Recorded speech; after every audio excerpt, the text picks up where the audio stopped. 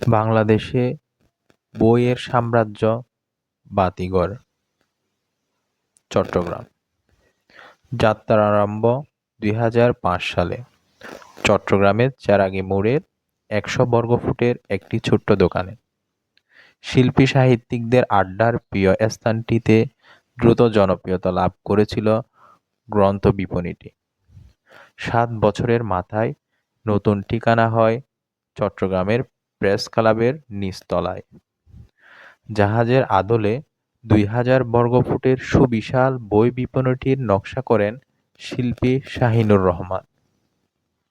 Gate পেরিয়ে ভিতরে ঢুকতেই পাঠককে আমন্ত্রণ জানায় মোলায়েম হলদে আলো, কাঠের পাটাতন দেয়া মেঝে, জাহাজের মতো বৃত্তাকার জানালা আর জাহাজের মতো ঝুলন্ত দড়ি।